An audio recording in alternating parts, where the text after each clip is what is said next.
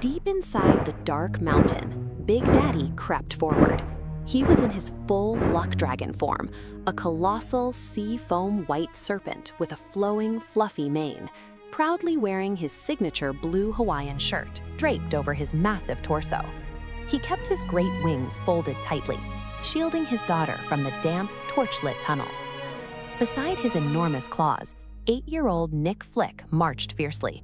She had her vintage aviator goggles pushed up high on her forehead, and her tiny hands gripped a wooden sword that glowed faintly blue in the shadows. High above them, clinging to a thin strand of ceiling slime, something stirred. A translucent neon green jelly monster dropped from the rock, 2 huge round eyes and a goofy grin, dangling dangerously right over Nik Flick's head. Nik Flick didn't even flinch. She just raised her glowing sword and popped the blob with a single soft boop. The monster giggled and burst harmlessly into a flurry of glowing neon butterflies.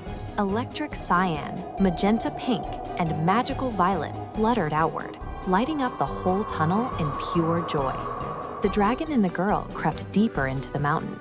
Beneath their feet, a trail of sparkling memory gold dust was getting thicker, practically vibrating against the ancient stone floor. Now, the center of a dark mountain should echo with the terrifying growls of a monster lair.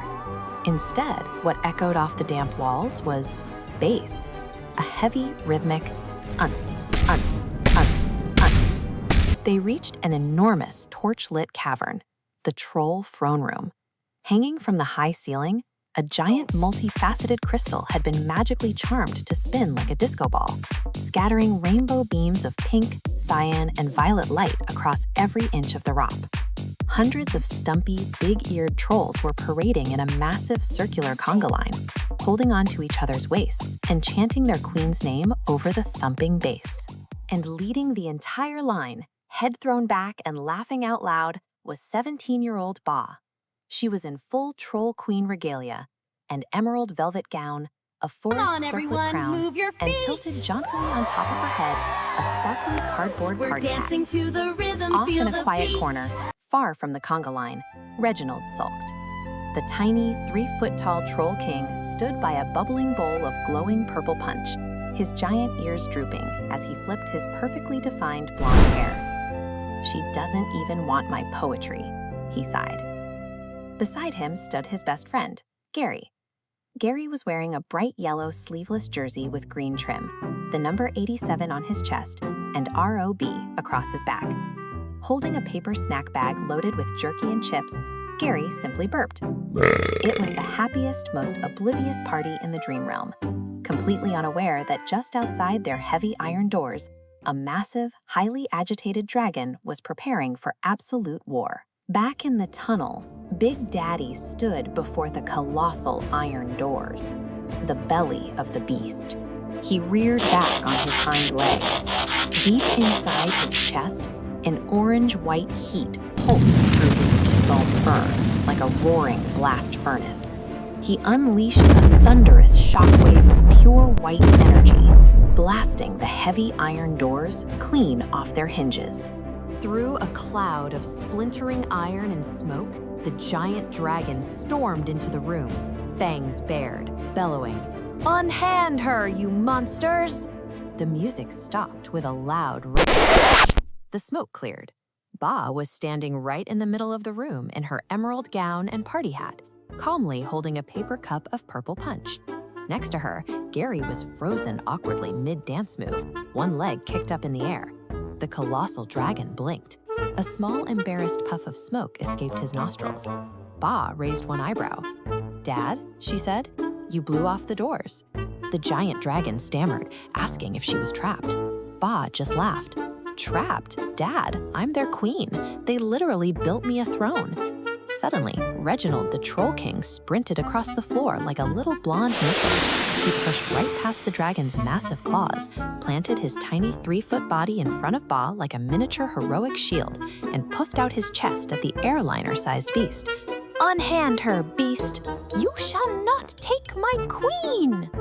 Nik Flick flipped her aviator goggles down and started laughing so hard she had to lean against the dragon's massive clawed foot to stay upright, while Ba stood with one hand on her hip, trying very hard not to lose it entirely. Ba gently pushed the tiny Troll King aside. "Reginald, relax," she smiled. "This enormous, terrifying dragon is my dad, and that's my sister." The earth-shattering wrath of the luck dragon, completely undone by a party hat. Golden magical lights swirled around the dragon. A moment later, Big Daddy was just human again. He stood there in his blue Hawaiian shirt and white Crocs, residual gold sparkles drifting around his feet, scratching the back of his head with a very sheepish smile. Ba walked over and wrapped her arms tightly around his neck, pressing her face into his shoulder.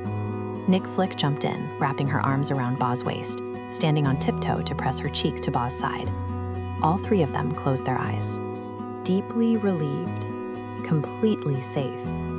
Watching them, Reginald sniffled, his giant ears drooping sad and low. "So, you are leaving us?" Ba stopped. She turned back to Reginald without a word and offered a single, gentle goodbye wave. Between them, one glowing golden leaf drifted softly in the silence. Another swirled of golden magic, and Big Daddy was back in his dragon form, his signature Hawaiian shirt still draped across his massive torso. Ba climbed onto his back in her emerald gown, and Nik Flick scrambled up right behind her. The great white dragon gave the trolls a goofy, apologetic grin.